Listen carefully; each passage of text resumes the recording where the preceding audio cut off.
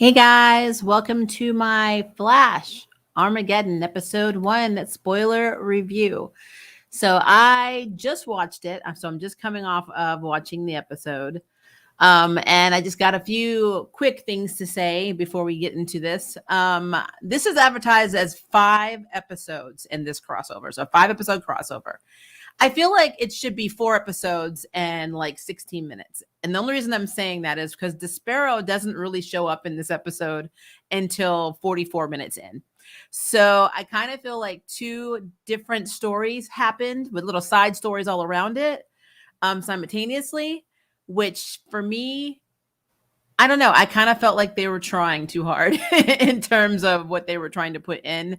Now, maybe some of this is going to be reflected into the later episodes, but for me personally, right now, I feel like they were doing too much. Case in point, the first thing we see in terms of villains, we see that the Royal Flush Gang is basically up to their old tricks, trying to do a heist. And instead of, their normal MO, they're trying to upgrade what they normally do by going after, cryptocurrency. And they do this by selling a microchip. They break, into basically into prison and take one of the biggest power supply units they could find to try and hack and take $50 million from a convention that's currently going on in Central City, which we'll talk about in a minute, but they're using, cryptocurrency. So that was their big thing. And I felt that storyline was very rushed because the Royal Flush Gang, I think would have been more beneficial to use in Stargirl than in the Flash. And the reason I'm saying that is because if you know anything about Stargirl's backstory in the comics, you know that her biological father was basically a lackey for the Royal Flush Gang. He wanted to be a member, so they treated him like it's almost like he was trying to join this special fraternity that wouldn't let him in. So having him, come to meet Courtney and that whole storyline with the necklace and everything, which was very much the comics, especially the Stars and Stripes, I think it would have been really beneficial to have the Royal Flush Gang in Stargirl. They would have gotten more play, more attention. It felt so damn rushed to me. Like they were there, they did they had their dramatic stuff, and then they were just bam, defeated like really quickly. I kind of felt like the Royal Flush Gang was there to show that Barry has leveled up in terms of how fast he's able to think now. Like he was able to overcome, one of the Royal Flush's members because she has, psychic abilities. She was always a step ahead, but because he's basically super speed thinking now, he was able to, as he was able to flip the deck basically, it just, there's so much they could have done with the Royal Flush Gang. I mean, I guess I'm just really disappointed that they had like literally 8 minutes of screen time of that. But it's what happens in this. But again, so what we've learned in this episode, because again, this is like 2 separate episodes in one. So we had everything going on with the Royal Flush Gang. Then we had the side story. So Iris has now leveled up in terms of the journalism world. The Citizen, instead of having 3 employees, it now has 3 new reporters on top of Iris and Allegra, as well as a media house. So they're more like kind of like podcasting as well as putting out a digital newspaper. And the Citizen's doing really, really well. So Iris is pretty much editor-in-chief, which is kind of interesting because, again, I've always found it funny. And this also happened in Smallville with both Clark and Lois, how they become very successful in journalism without getting a degree. And to be fair, I guess you can, in some ways, get your foot in the door. But Iris at least started her own thing. But it's hard to take somebody, seriously when they don't have a degree in journalism. So that, in terms of integrity and knowing the job, I'm just throwing it out there. It's something that happens in the superhero TV world, and it can never happen in real life. But, that's just me pointing out some more stuff that I always find, especially in the Arrowverse. But anyway, so she's doing really well with the Citizen. Her and Barry are still trying to have a baby. And, they get pretty much interrupted again. I feel like nobody wants Barry and Iris to procreate because every time they try, somebody interrupts them. So, but of course, Ray, our baby Ray, shows up. Apparently they overbooked his hotel. And so he took Barry and Iris up on their, basically their offer to let him crash at their place if he was ever in town, which they really should be careful who they say that to, because they should know by now that some of the people in the Arrowverse will take them up on that. And that's exactly what happens. So he basically stops the booty call. Basically what happens, and he's staying there. Now, the part with the whole thing with Chester P and Ray, honestly, I could have done without all of that. I'm just going to be real with you. Ray, having left the Legends, sadly, we've learned he's not been keeping in touch. Even him, and Nate don't have they used to have a once a month drinking thing, but he never knows what year or time period they're in. And probably if what's happening in Legends is happening simultaneously with Armageddon, then there's a reason he can't find Nate, is because he's stuck in the 1920s. But you can tell Ray really misses being a legend, and Nora's out, basically saving children because she has no choice. And so he's kind of left on his own with his research and trying to figure out what the heck he wants to do. That's Ray's thing. And for me, I guess I was kind of like a little annoyed, and only because so there's a convention in town. Central City has a tech convention, and Chester P volunteers to be, of course, a volunteer and the liaison for his idol, who is Ray. And one of the first things that he does, because he makes this itinerary, is that he literally sets him up for all these tech pitches, basically assuming that Ray is going to get back in the field and start another tech company. He didn't talk to Ray about this. He didn't get permission, but the episode kind of made it seem like, oh, well, you're just being bad or mean to poor Chester, who basically sabotaged Ray with all of these people. And it's interesting because, you can see that Chester is completely smitten with his idol. And then when he kind of thinks that he made Ray mad at him, he kind of starts avoiding Ray, and it kind of made Ray feel bad. And I'm like, but technically speaking, you can't force somebody to have a tech company. You can't force people you cannot talk or speak for somebody else's time and their motivation and what's going on in their lives. And it was really strange that whole Chester P being in his feelings about Ray, that was just weird to me. I'm sorry. I guess they just really need something for Chester to do. And he could have done a lot more because, he literally is the Cisco replacement. So he could have actually been doing something else constructive instead of being in his feelings about Ray not wanting to start a tech company. Just stupid. But I mean, it doesn't matter, because at the end of the day, Ray got, he got his idol back, saying, you also inspired me to go back and find a balance between it, blah, blah, blah. And then he was like, I'm going to start a nonprofit foundation that basically helps, new inventors and new tech, people, which is great. I thought that was good. And him dedicating it to Chester's dad was great.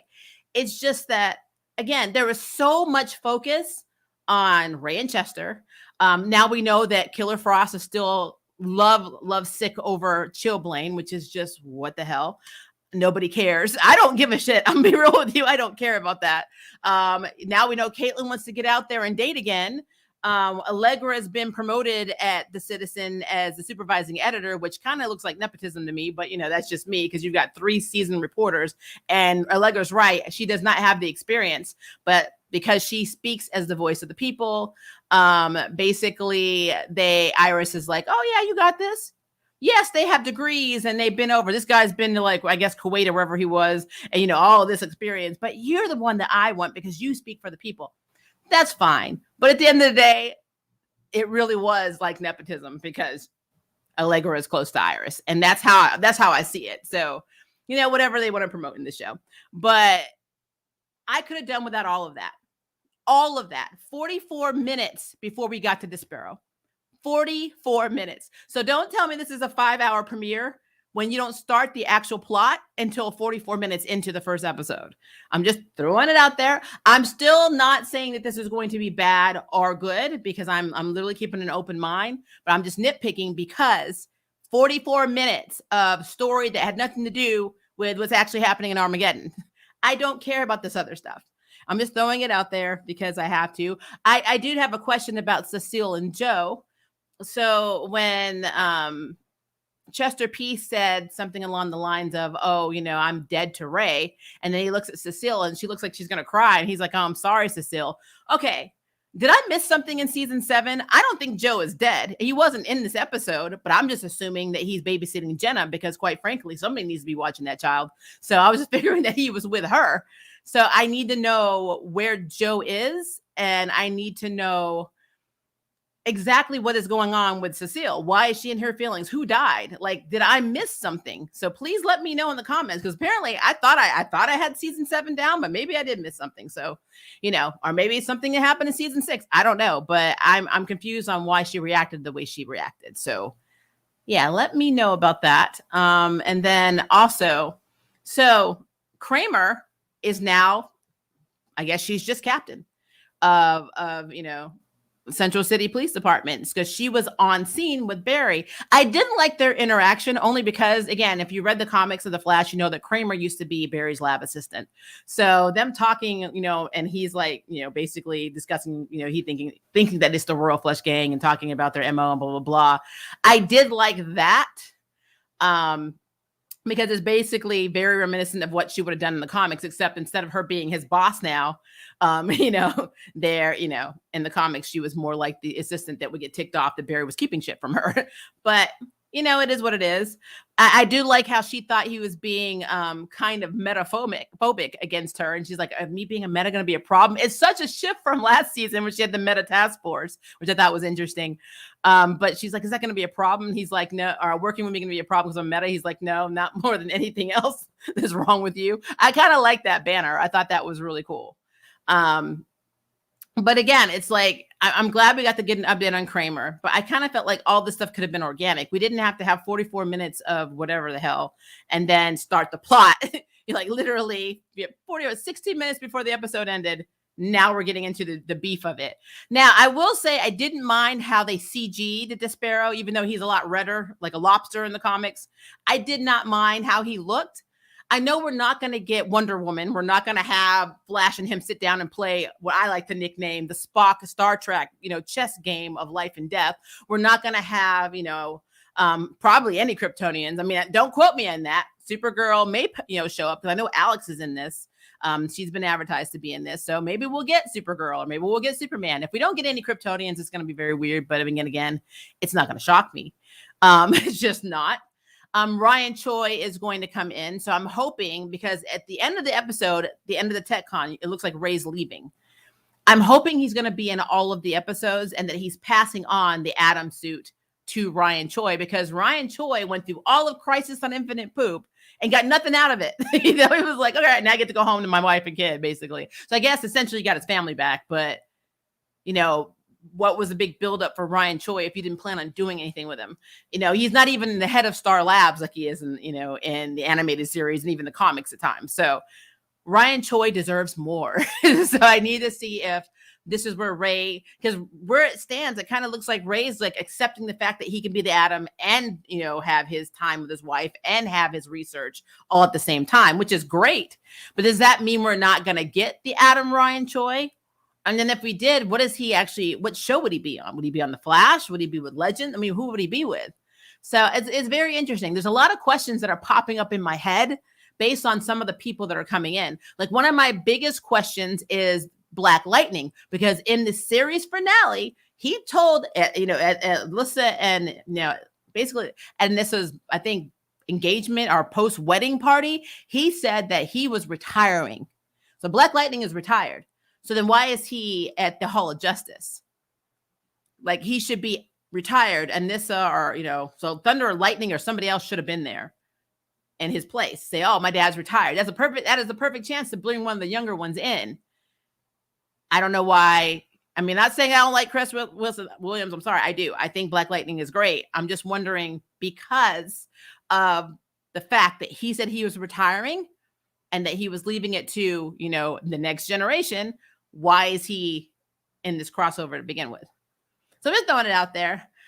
And then it also brings up the question of, nobody knows who in the heck Ryan Wilder is. So when she shows up, it's going to be interesting. I mean, are they just going to go to get Batwoman? And they're going to be like, wait a minute, you're not Kate.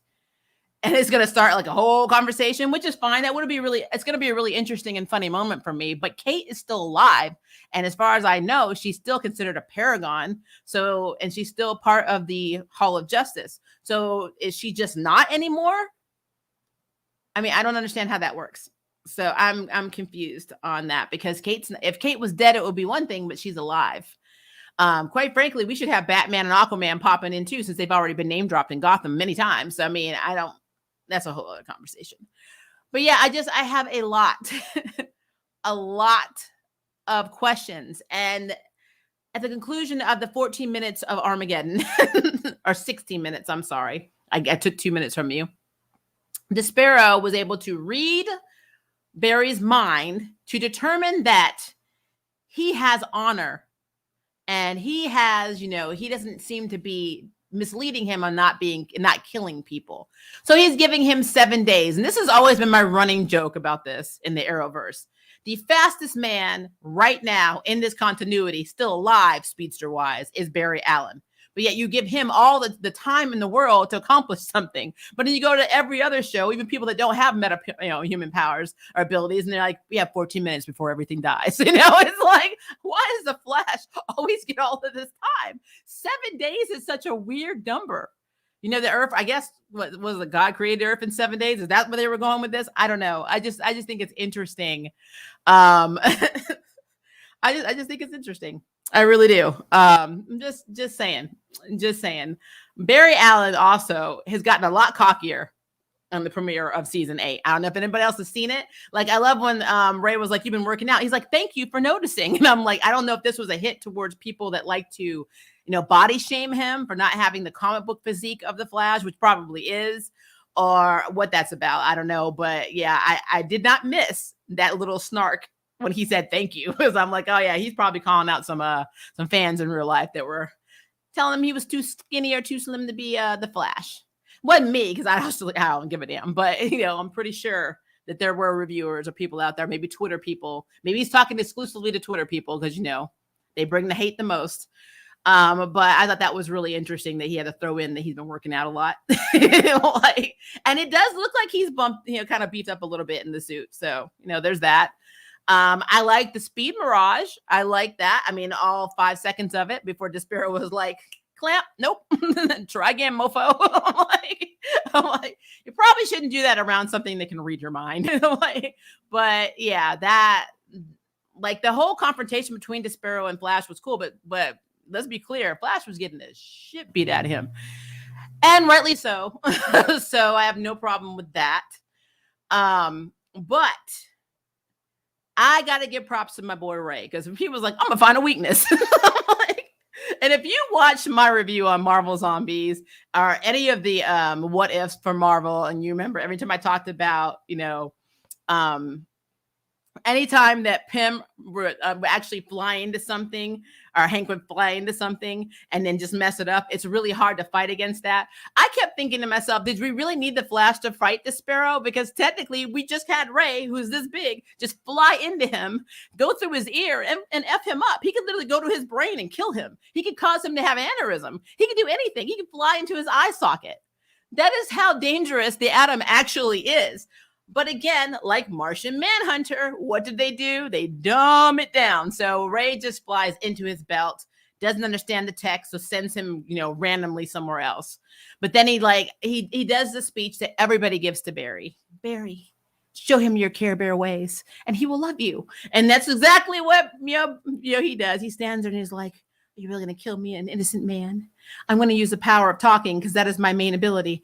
So you can see that I'm a great guy. And I have spent what did he say? I've spent my entire life protecting the Earth. That is not true, because he has not been the Flash his entire life. So that was interesting writing and phrasing. He really meant to say, I have spent the Flash's entire run. But yeah, whatever. You believe you were fighting from the womb, boy. You do you. But yeah, that whole thing for me. And just like if Despero was really trying to take out Barry Allen, let's be clear. Now, in the comics, he is a straight up dictator and villain. But in this, he was kind of like a negotiator. It was like I was watching an episode of SWAT. It was like he was ready to listen. He was engaged in the conversation. He was in the Zoom call. So Barry was like, just stand there saying, I'm not going to fight you. And he's like, well, then I'm just going to take you out. No, you're not. Because if you were going to take him out, you would have headshot him the moment you popped up. You'd be like, oh, there you are, Barry. Spam. End of the Flash. End of the series. Gone. That is not what happened. You came out. You started talking, circling him like Jaws, having a conversation. He asked you to read his mind. You read his mind.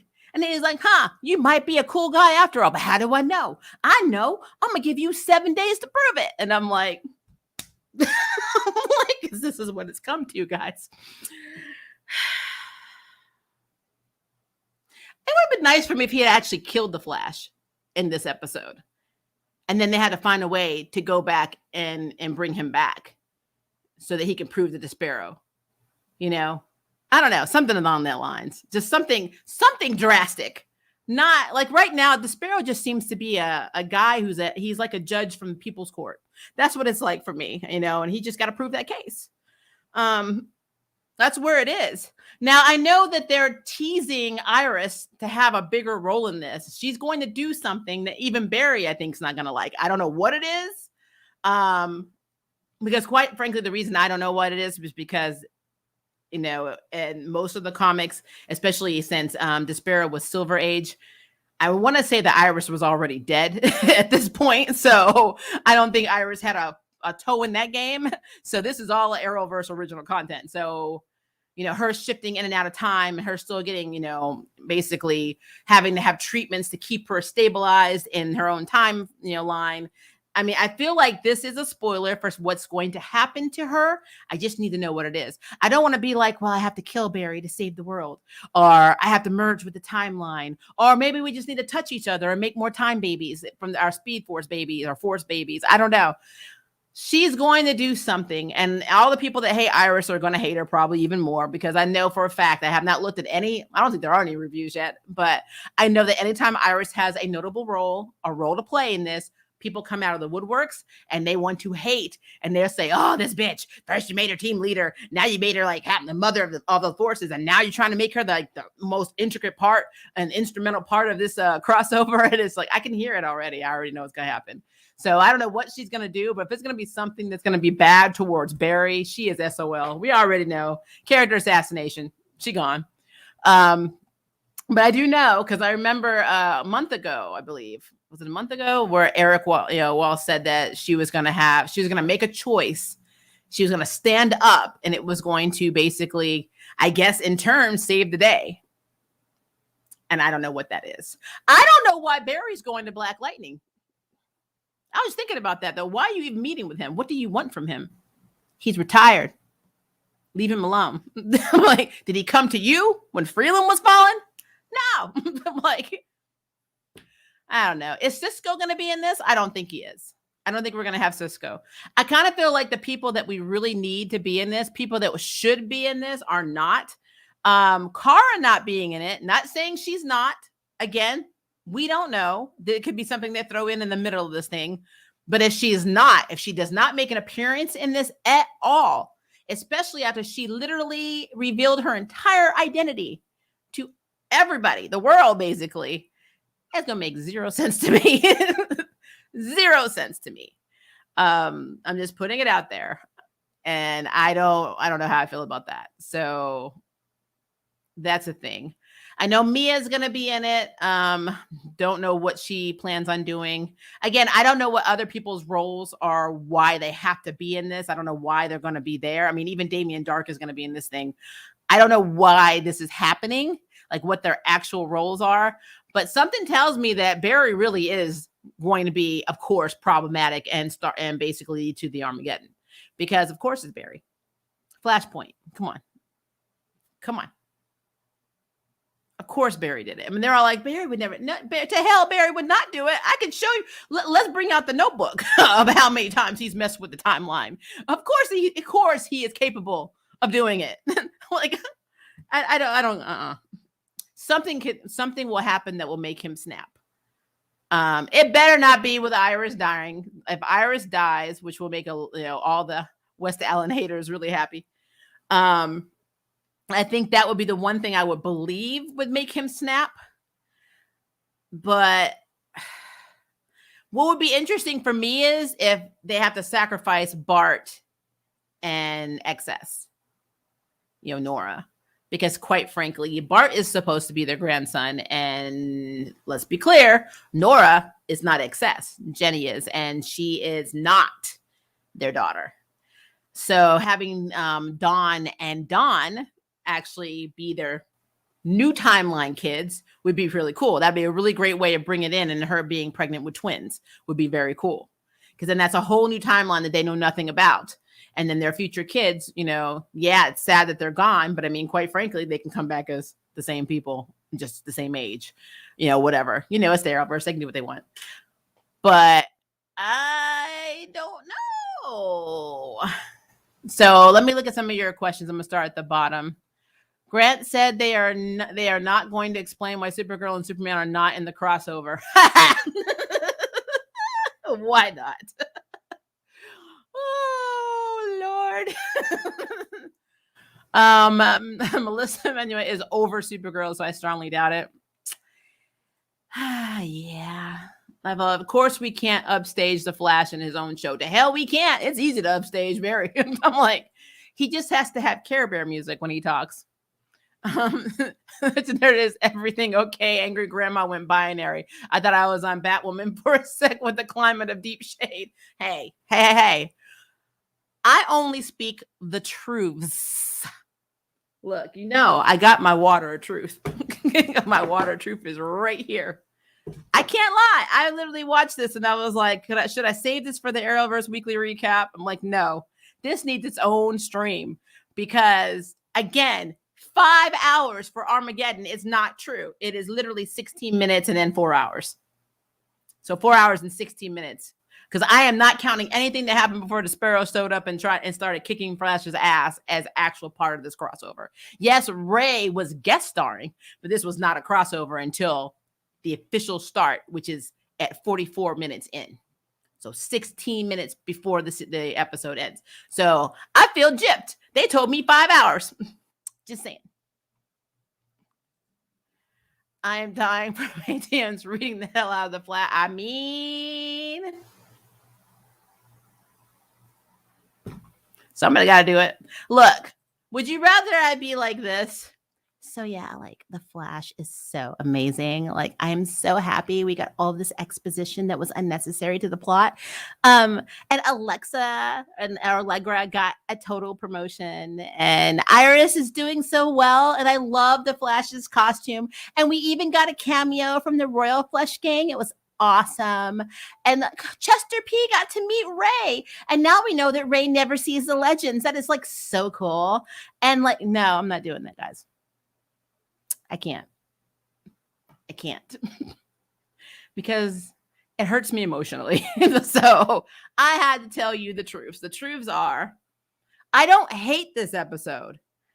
It's just not the first part of Armageddon. The first 16 minutes of Armageddon happened tonight, but not the episode.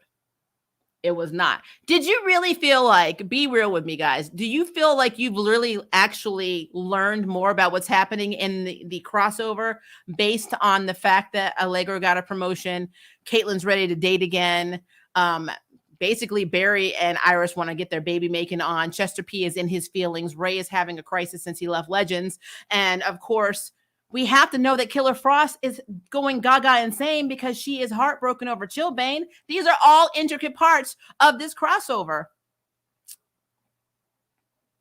Just saying. I mean, I feel like I've got a better edge on what's happening, don't you? Just saying. I was just thinking, where is that jug? And you grabbed it at that exact moment. It's that telepathy we got, Ray. Where is River? River is right here.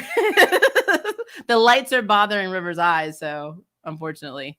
I meant to edit that out of the description, so I will. But River is here. River's literally right here in a chair away from the lights. Let's see. Didn't know you were doing a stream today. It was literally a last minute decision because I wanted to make sure that I got this out before we did our Arrowverse recap, because I don't want to talk about this during our Arrowverse recap. So we're only going to talk about Legends and Batwoman, which I actually think are going to have nothing to do with this Armageddon crossover. I think they're their own stories. So yeah, it's better to keep that trend for our weekly recap there and keep this separate. So more than likely next Tuesday, I will do another 9:00 stream after Armageddon Part 2, because it's a lot easier for me to talk up and say what I want to say and not have to cut it off and then go to 2 other shows. So this is why I do it. And I actually was considering doing this earlier, But I was like, no, I'll just go ahead and keep it in the Arrowverse weekly recap. But then as I watched it, I'm like, no, I got too much stuff to say for me to actually do that. I'm curious to see what Alex's role is going to be in this, since I know that Caitlin said she was calling Alex. So, and remember, they are reforming the DEO, but I don't think she's going to be the director. So I wonder what she's going to be. Is she going to be there on, in the capacity of hero? Is she going to be there in capacity of a science person? And what is she going to be there as? So it's very interesting to me. And I guess Kelly won't be, tagging along, because somebody has to watch Esme, because God help me, look what happened to William. So I don't know. It's an interesting thing. It wouldn't be the Flash without drama. True that. Again, where is Joe? I think he's watching Jenna, but I don't know what happened that made Cecile react that way when Chester P said, and quote, I feel like I'm dead to Ray now. And she looked, and he's like, oh, I'm so sorry, Cecile. Who did Cecile lose? Did I miss something? Somebody tell me what I missed with Cecile, because I don't get that at all. I felt like I was watching it completely. Like, I felt like something went down in season 7 and I just missed it. So I'm confused, because I know Joe's not dead. So I'm confused on what happened. Not with this alleged thing. I hate nepotism. Yep. Storylines. And I can't stand what's going on with Frost. Such a good character loss. But Caitlyn's ready to date again. And that was the opening scene of The Flash. He was walking down the street to go get coffee with Caitlyn and not his damn wife. But we learned in Crisis that that's what that was. So whatever. But yeah, that the whole Caitlyn ready to date, Killer Frost being hung up on Chilbane and having to go on a tour to get, try and get over. Just no. I'm not a super Flash fan, but I do like DCEU and Young Justice. But are all his major villains speedsters? Because I wouldn't have gotten on this train if I knew that. No, not all of the Flash's villains are speedsters. I think they like to play it up because everybody likes to have speedsters fight. I mean, a lot of people would love to have Superman fight another Kryptonian. Like they got it with Zod. They kind of got it with Doomsday, but I would love to see more of that. So I don't know. All I do know is that the 16 minutes we got of Armageddon are interesting. And I'm still going to say it, guys. I can't believe how much time they always give Barry Allen to solve his problems. 7 days. He didn't even say 24 hours. He said 7 days. I'm like, I don't understand. Do not understand why in the heck this speedster gets so much time. I'm like, how cool with the Royal Flush Gang, who again was very underused in this and should have been in Stargirl. The Royal Flush Gang would have been better in Stargirl. Again, as I said earlier in this review, because Courtney's dad was literally a lackey of the Royal Flush Gang in the comics. It would have made perfect sense. They were completely underutilized in this. They were just thrown in to give Barry something to do until we got to the 44-minute point where we can actually start this crossover. So, but him literally just walking very slowly. And it looks like he's walking slow. He's actually moving faster than light, the speed of light, and just moving people, everybody in positioning where he wanted with a smirk on his face. That is Barry cockiness. And I thought that was really interesting to see. I didn't have a problem with that. I mean, Barry, at this point, season 8, you need to have some cockiness and stop being like, everything's my fault. I did this, blah, blah, blah. And it is always Barry's fault, but at least stop whining about it all the damn time. So I didn't have a problem with this Barry, because this Barry seems a little bit more confident. So I have no problem with that. I'm still not okay with his Care Bear mythology where he has to just talk everybody down with the power of love. But it is what it is. It's his stick. It's what he does. But yeah, I don't know. I don't know, guys. I don't know. Let's see here. I'd rather the Flash deal with metas with varied powers and speedsters. I agree with that. I'm going to have to show you my bingo card for the Flash. Smacking with it. I want to trade Alex the Vigilante for Alex the Director, who was way cooler. True story. Maybe Cecile had a vision of Chester dying. But I mean, it seems like something happened because of the way Chester just was like, oh, I'm sorry, Cecile. Something has happened. Maybe they haven't told us what it is yet, but she must have lost somebody, I just can't figure out, besides her other daughter that we never see anymore. I can't figure out who. Like, a lot of people forget that Cecile has another kid, an older daughter. But yeah, whatever. I still don't like the Flash interchanging minority formula of Flash support, i.e. smart, quirky, male POC with female meta with dark past. Yeah. I don't like a lot of this Arrowverse or CW's minority formula. They don't know what they're doing. Considering how many scenes Barry has with Caitlin, why isn't she his wife? People have been asking that a lot, especially since if you look at Danielle Panabaker when her hair is brown, because she's got blondish hair now, she looks closer to how Iris looked in the comics. But again, I don't know what is going on with her. That actress has some pull, some clout, whatever. She directs some of the episodes. She's got it. And again, I am not a West Allen or Snowberry anything, so don't come at me with that shit. I just think it's interesting that Barry is married to Iris West, or Iris Allen West, or West Allen, sorry. And yet it's like they're married and then they're separated. They have moments where they're really close, and there's moments where you're like, Barry, why the hell are you not with your wife at the end of this tragedy, or at the end of this, or this victory? Why are you with Caitlin? It doesn't make any damn sense to me. It's never made sense to me, and it is what it is. It is ironic that the fastest man has the most time. I mean, I'm telling you, I don't get it. I don't get it at all. My favorite Superman villain is Darkseid, Brainiac, and Lex Luthor, because they challenge a man with all this power in different ways. I agree. Doomsday was pretty formidable too, but that was the whole Death of Superman storyline was completely a mess. Royal Flush Gang, best on Batman Beyond. Can we get a pilot live action? I would love that, and I agree with you. The Royal Flush Gang was the best on the animated series for Batman Beyond. But if we have to have them in the Arrowverse, I would prefer them to have have the entire gang in Stargirl. It would have made sense why the dad was such a loser, because he was a lackey trying to be he wasn't even a full member. He was trying to get initiated to be a full member.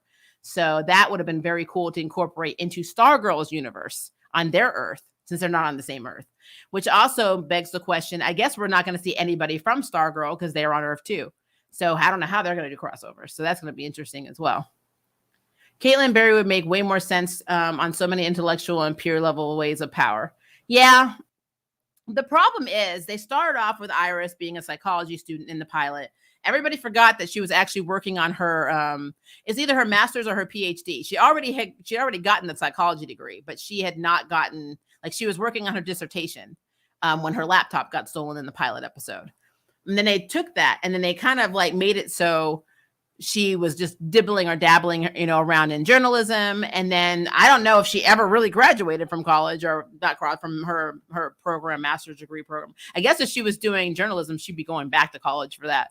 She just went straight from being a psychology student, dabbling around and writing articles online for fun, like a blog, to getting a job, at the paper, to quitting the paper, to starting her own paper and being this established, well-known reporter. And I'm like, but you don't have the credentials.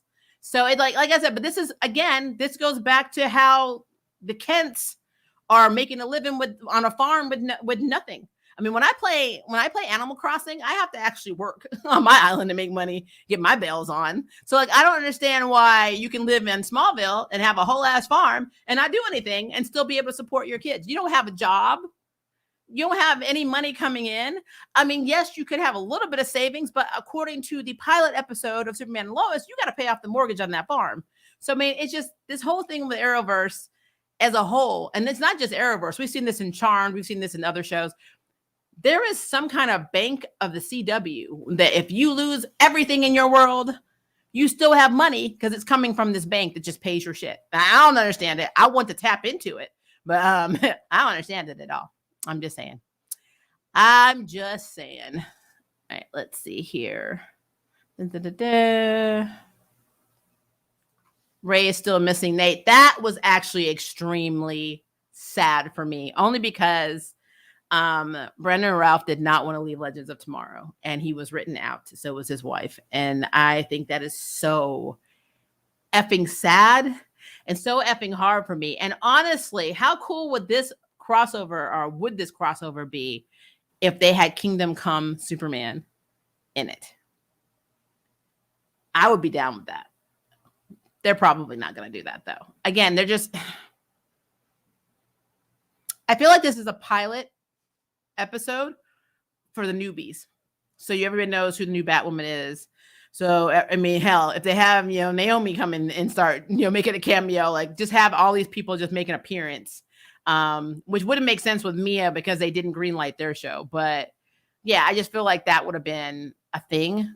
But I don't know. It's just weird. I'm trying to get excited about some of the things in this, but I'm gonna be real with you. I'm not. So, I'm not. And I don't know what that says. I'm just not. I think Crisis on Infinite Poop let me down so much that now I have PTSD. So I'm really worried. And the fact that, again, this is already starting off a little shady for me, telling me that this is supposed to be a 5-hour crossover. And really, you gave me 44 minutes in. So 16 minutes of actual crossover content kind of irritated me. I thought you were talking about me and my cousin with ironically the same names who visit a lot. I hope I didn't. You're saying, Ray, that you have a cousin named Nate that you miss? Caitlin been acting the most out of all this cast because the dad who is missing from Law and Order and Rent, the boyfriend of Angel. Okay, so technically Iris was on a BET show. It just went out of my head. It's a football series and it just went out of my head. But she was on that series. She was also on a soap opera. People don't know that, but she was. So Candace Patton has worked before The Flash. She has a resume. Cisco, I did not look up, but I thought he was a theater actor. And Tom Cavanaugh has been working a long time. You just have to see all the shows, and he's in a lot of Hallmark stuff. He's been in a lot of sci-fi stuff. He's done a lot of stuff, in Canada, and we just probably haven't gotten it, or where you are, where I am. So, but yeah, he's been doing a lot. Caitlin has been doing like indie stuff. She's done a few Disney movies and she did Sky High. But outside of that, I don't know what else Danielle Panabaker has been in. Her sister, Kate Panabaker, has been in a few things. But Danielle's kind of been, her career hasn't been like as successful, I guess, as you would think it would be. So I just think she's friends with the right people. That's what's going on with that. Just to verify, Kryptonians cannot die. They eventually generate from death of Superman in that plot, right? Yep, they hibernate. They are like bears. Yeah, this was in the Death of Superman, the movie. Yeah, it was in the comic too. They just take a long nap and they grow long curly hair. I mean, at least Superman and Lois knows how to use a reporter, right? That's true. Does Paris Hilton have the credentials? Because he did pretty well with the blog. So it could be the theory work for Iris, but she does not have the content to bring in the people to make revenue. That's the thing. She doesn't, if something happens with one of the stories, especially with the source, she doesn't have the credentials to be able to back her shit up. Because they're always going to look at her as a glorified blogger. So that's what I meant by that. Have you seen the Spider-Man No Way Home trailer? I have. I'm going to do a review on it. That trailer looks cool as shit. I'm actually worried about the scene where MJ is falling because it looks so reminiscent of Gwen. And I'm hoping they're not pulling that crap, but we'll see. Jonathan Kent is just so cute. Oh, you got a crush. I want Sorceress Nora, not Fairy Godmother. I know. Was Candace Patton on the game? That was the show, The Game. Thank you. Yes, she was on the show, The Game. A funny thing, though, that people don't know that I saw, there is, I want to say this name right. So Sophie's actress from Batwoman and, of course, Caitlin's actress from The Flash were both in a Piranha movie. I think it was called 3DD or something like that. It's got a lot of perverted stuff with a bunch of boobs flying around and stuff. And, of course, piranhas, and the most ridiculous plot I've ever seen before in my life, where Danielle Panabaker, or Caitlin's stepdad, basically owned half of this water park with her and was being shady. And basically Sophie's actress was one of her friends and was like kind of an airhead and like died in a very horrible way. I mean, it was ridiculous. So if you look up both their names with the Piranha movie, you will laugh your ass off when you see it. So they worked together before in that movie, which I thought was very interesting. So yeah, Sophie and Caitlin's actress both know each other. in real life and worked together in that movie in the past. So just throwing that out there, little nugget, because we just saw it on accident, because we like to spend our time sometimes watching really B-rated stuff to make fun of it. So just saying.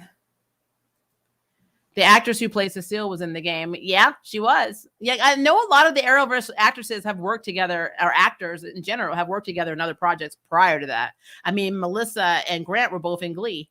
So, I mean, they've all had that experience of working together. So there's, I don't know if that helped them get the role or not, but it's interesting. It's very interesting. Something else I will say, which is kind of side, Kate Kane's replacement actor, Wallace Day, our actress Wallace Day, hangs out a lot with Mary's actress from Batwoman. I'm on their Instagram, and they are hanging out all the time. And I just think it's so sad. I don't know what it is, but I'm like, to have that kind of relationship. Plus, she's really good friends with Sophie's actress. They talk all the time on Instagram. Really good friends with Alice, but for some reason, not with Javicia Leslie. I don't know what that's about. Javicia Leslie is very good friends, apparently, or at least now it seems like she's very good friends with Katniss Patton. I don't know what's going on, guys. I don't know. Let's see. I love Sophie's actress from Teen Wolf. Oh, that's right. She was a bounty hunter. You're right. Was she related to the vet guy? I can't remember if they were related or not, but I do remember her being on there.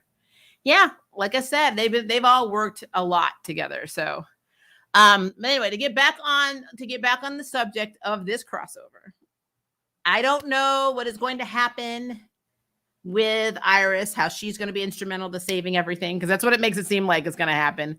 I don't know if we're going to have the forces back. I just hope, the one hope that I have is that this stuff is not as rushed and downplayed as the Royal Flush Gang's whole shebang was, and Crisis on Infinite Poop was, because Crisis was the biggest disappointment, especially since I actually liked Elseworlds.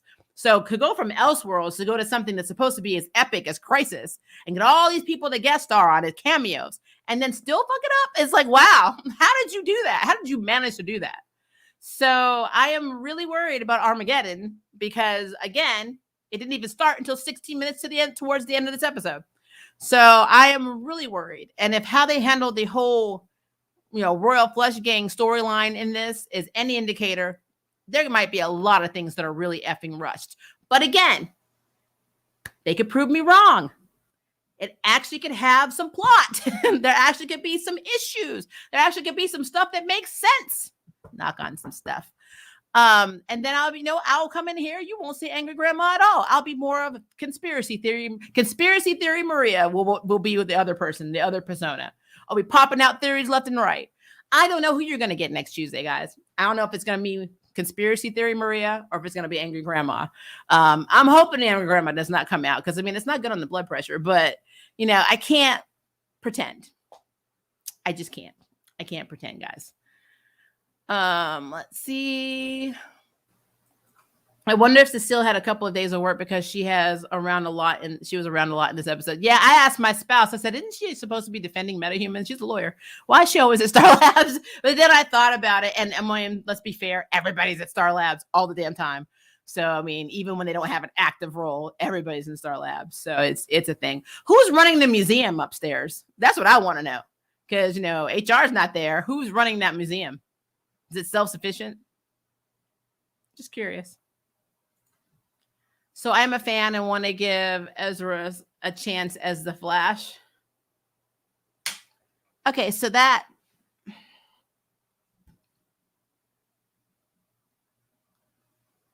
Because he just creeps me out. He has like sociopath eyes. I don't know what it is. He just really creeps me out. He creeps me out. And that slow-mo Iris scene in the Zack Snyder cut creeped me out. He just creeps me out. It's hard to look at his face.